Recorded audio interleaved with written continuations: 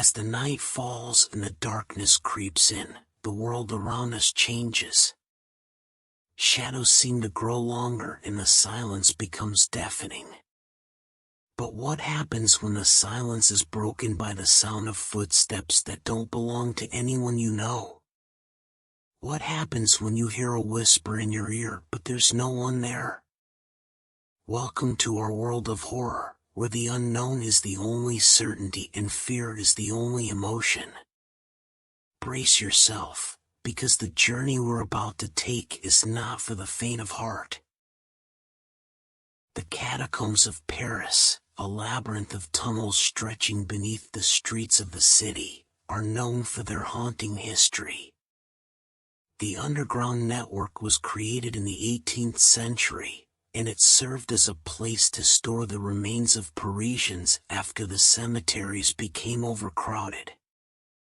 It is estimated that the catacombs contain the remains of over 6 million people, making it one of the largest ossuaries in the world. As the group of tourists entered the catacombs, they were greeted with the chilly, damp air that permeated the tunnels. The walls, made of bones stacked one on top of the other, created a macabre atmosphere. The group followed their guide down the spiraling staircase, deeper into the earth. The stairs seemed to go on forever, and the walls closed in, creating a sense of claustrophobia. The guide spoke in hushed tones, telling the group about the history of the catacombs and the legends of hauntings. Some Parisians believe that the catacombs are cursed and that those who enter will never return. The tourists laughed nervously, dismissing the guide's warnings as superstition. They were excited to explore the catacombs and see the remains of the dead. As they walked through the tunnels, they marveled at the intricacy of the bone structures. The skulls and femurs were arranged in neat rows, creating a morbid symmetry. However, as they continued deeper into the catacombs, the mood shifted. The air grew colder, and the darkness seemed to press in on them. The group became uneasy, and their laughter died down. The guide led them down a narrow passageway, and they entered a small room. The walls were lined with bones, and in the center of the room, there was a pile of skulls. The guide explained that this was the site of a mass grave during the French Revolution. The group was silent, and the weight of the history and tragedy of the catacombs seemed to weigh on them. As they continued deeper into the catacombs, the tunnels grew darker and narrower. The group was forced to walk in single file, and the walls were so close that they could touch them with their fingertips. The atmosphere was oppressive, and the tourists felt as if they were being watched. Suddenly, the lights flickered, and they were plunged into darkness. The group screamed, and panic set in. They could hear the sound of their own breathing and the pounding of their hearts. After what felt like an eternity, the lights came back on, but one member of the group was missing. The tourists called out to him, but there was no response. They tried to retrace their steps, but the tunnels seemed to have changed. The group was disoriented and lost, and they could feel their fear rising. They heard faint whispers and footsteps coming from the darkness, and the group became increasingly terrified. In the distance, they saw a figure, and they thought it was their missing member. As they got closer, they realized that it was not him but a ghostly figure. The figure disappeared before their eyes, and the group was left in shock and disbelief. The group realized that they were in the midst of a horror beyond their imagination. They were lost and alone in the haunted catacombs, with no escape. The air was filled with an eerie silence, and they felt a presence watching them. The group was trapped in a nightmare, with no end in sight. The group of tourists continued to wander through the narrow passageways of the catacombs, their sense of direction hopelessly lost. They stumbled along the bone-lined walls, their footsteps echoing loudly in the silent darkness. The air was damp and musty, and they could hear the sound of water dripping somewhere in the distance. Their guide, who had been so confident and knowledgeable earlier, seemed just as lost as the rest of them. He nervously fiddled with his flashlight, trying to keep his own rising sense of panic under control. The group began to bicker and argue, pointing fingers and blaming each other for getting them into this mess. As they continued to wander aimlessly, they began to see things, shapes in the darkness, flickers of movement at the edges of their vision. One member of the group claimed to have seen a pair of glowing eyes in the darkness, staring at them from afar. Another heard whispers, as if a group of people were speaking softly in some far-off corner of the catacombs. As their fear and anxiety grew, the group began to experience a series of inexplicable events. One member of the group felt a cold hand reach out and grab their ankle, only to find that there was no one there. Another member of the group claimed to have felt someone breathing down their neck, even though no one was standing close to them. The group was slowly unraveling, their fear and exhaustion taking a toll on their minds. They began to question their own sanity, wondering if the horrors they were experiencing were real or just figments of their imaginations. The bones that had once seemed fascinating and intriguing now felt like a reminder of their own mortality, a constant reminder of the fact that they too would one day be nothing more than a pile of bones in the darkness. As they wandered through the endless maze of tunnels, they began to notice something strange. The walls were changing.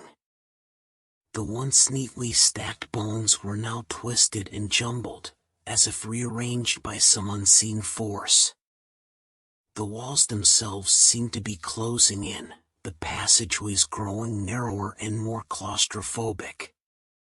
In the distance, they heard a sound, a faint scraping, as if something were dragging itself along the ground. The group froze, their breath caught in their throats. They turned off their flashlights, hoping to remain hidden from whatever was approaching. But the sound grew closer, louder. They could feel it now, the vibration of something moving towards them through the darkness. And then, suddenly, it was upon them, a shapeless, writhing mass of bones and flesh, dragging itself along the ground like some grotesque nightmare. The group screamed and scattered, running blindly through the tunnels as the creature pursued them relentlessly. They could hear its ragged breathing and the sound of bones clattering against the ground as it chased them through the darkness. Finally, after what felt like an eternity, they stumbled upon a staircase leading upwards. They raced up the steps, their legs burning with exhaustion. They burst out into the daylight, gasping for breath and looking back at the entrance to the catacombs. They never spoke of what they saw down there, and they never went back. But sometimes, late at night, they could still hear the sound of bones clattering against the ground, and the faint echoes of whispers in the darkness. The group of tourists had managed to escape the catacombs, but the horrors they had witnessed lingered in their minds. They huddled together in a nearby cafe, sipping hot coffee and trying to make sense of what they had experienced. One member of the group, a skeptical scientist, tried to rationalize what they had seen. He suggested that the creature they had encountered was simply a trick of the mind, a hallucination brought on by the oppressive darkness and lack of oxygen in the catacombs. But the others were not so easily convinced. They had felt the creature's cold breath on their necks, heard its ragged breathing and the sound of bones scraping against the ground. They knew what they had seen was real. As they sat there, the group began to notice that something was off about the cafe. The walls seemed to be closing in, the air growing thicker and harder to breathe. They began to feel a sense of unease, as if they were being watched by unseen eyes. One member of the group excused herself to go to the bathroom. As she made her way down the dark hallway, she heard a strange noise, a faint whispering, as if a group of people were speaking softly in a language she couldn't understand. She hesitated, but eventually pushed open the door to the bathroom. Inside, she found something that made her blood run cold. The walls were covered in strange symbols, painted in what looked like blood. She felt a cold presence behind her and spun around, but there was no one there. When she returned to the table, she told the others what she had seen. They all grew quiet, realizing that the horrors of the catacombs had followed them out into the city. As they left the cafe, they noticed that the streets were eerily quiet. The usual hustle and bustle of Paris was absent, replaced by an eerie stillness. They saw no other people, no cars or buses, no signs of life at all. As they walked through the empty streets, they began to notice something strange. The buildings around them seemed to be shifting and changing, as if the city itself were alive and in flux. The once familiar streets were now twisting and turning in impossible ways, leading them down dark alleyways and dead ends. The group began to panic, wondering if they were trapped in some kind of nightmare. They tried to retrace their steps, but the streets had become a confusing and impossible maze. They could hear the faint sound of chanting in the distance, growing louder with each passing moment. As they turned a corner, they found themselves face to face with a group of robed figures, their faces hidden behind masks. The figures began to chant in unison, their voices growing louder and more frenzied. The group of tourists tried to run, but they were quickly surrounded. The robed figures closed in, their hands reaching out to grab at the tourists. And then, suddenly, the group found themselves back at the entrance to the catacombs. They stumbled out into the daylight, gasping for air and looking back at the dark entrance. They never spoke of what they had seen or experienced again, but they all knew that the horrors of the catacombs had followed them out into the city, and that they could never truly escape them. The group of tourists thought they had escaped the horrors of the catacombs, but they were wrong. The nightmares they had experienced followed them even after they left Paris. One of the members of the group, a young woman named Emily, began to have disturbing dreams. In these dreams, she found herself back in the catacombs, wandering through the maze of bones and skulls.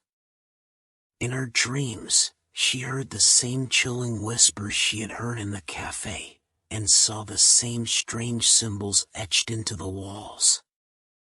She felt a cold presence watching her from the shadows, and knew that she was not alone.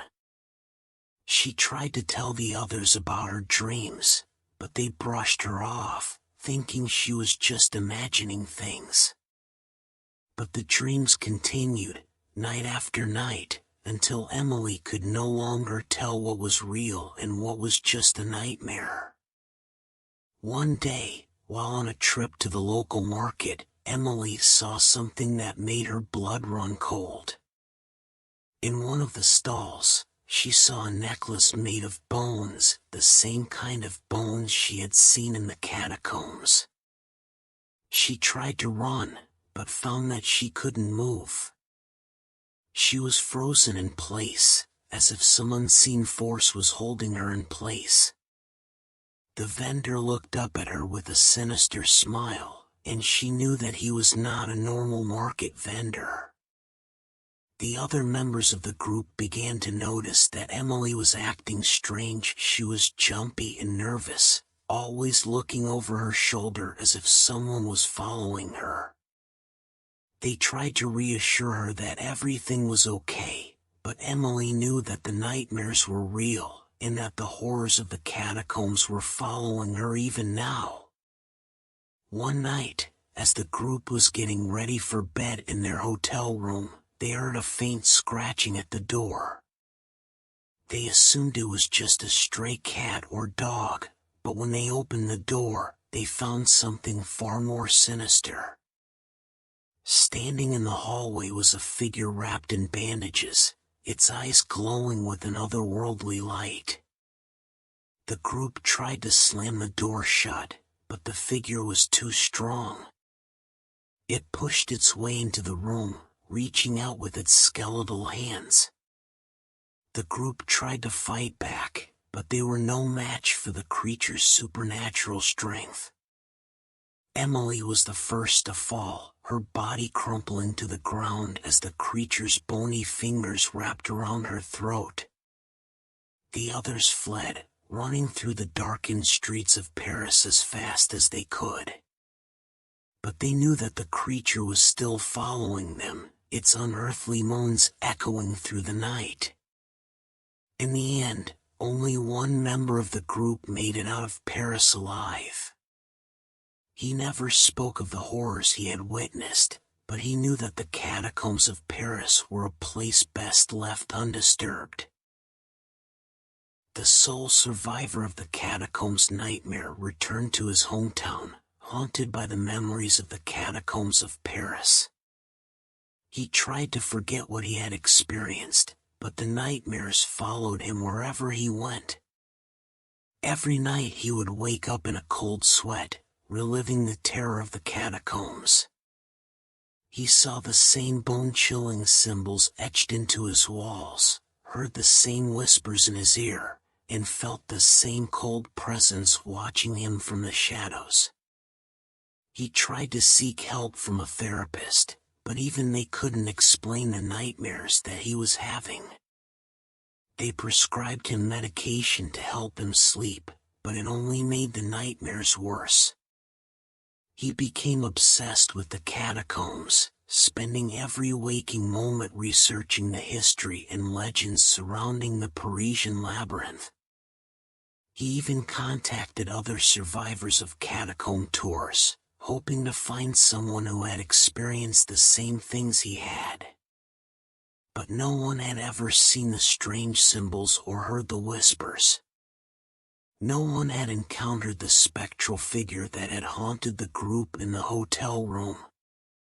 The survivor began to wonder if he was losing his mind. One day, he received a package in the mail.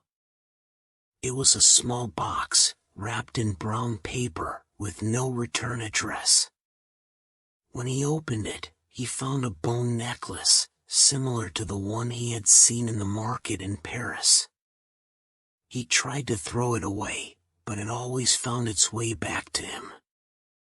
It was as if the necklace had a mind of its own, a malevolent spirit that refused to leave him alone. He began to see the spectral figure from Paris in his own home. It would appear at random times, always standing in the shadows just out of reach. He could never get close enough to touch it, and it never spoke a word. The survivor knew that he needed to confront his demons if he was ever going to find peace. He returned to Paris, this time with a mission to find the source of his nightmares. He spent weeks exploring the catacombs, looking for any clues or signs that could lead him to the truth. He found nothing but darkness and silence, the bones of the dead echoing back his footsteps. One day, while exploring a particularly dark and eerie section of the catacombs, he stumbled upon a hidden chamber. It was filled with strange symbols and markings, etched into the walls and floor. As he looked closer, he saw that the symbols matched the ones he had seen in his nightmares. It was as if he had found the source of the evil that had been haunting him for so long. He felt a chill run down his spine as he realized what he had stumbled upon. This chamber was not just a random room in the catacombs, but a place of dark magic and ancient rituals. He knew that he had to destroy the chamber, to rid himself of the curse that had been following him. He lit a torch and began to burn the symbols, watching as they twisted and writhed in the flames. As the last of the symbols burned away, he felt a weight lift from his shoulders. The nightmare stopped, the spectral figure disappeared, and the bone necklace no longer haunted him. He left the catacombs, feeling as if he had been reborn. He knew that he would never forget the horrors he had experienced, but he was grateful for the peace that had finally found him. The catacombs of Paris may have been haunted, but he had conquered his demons and emerged victorious.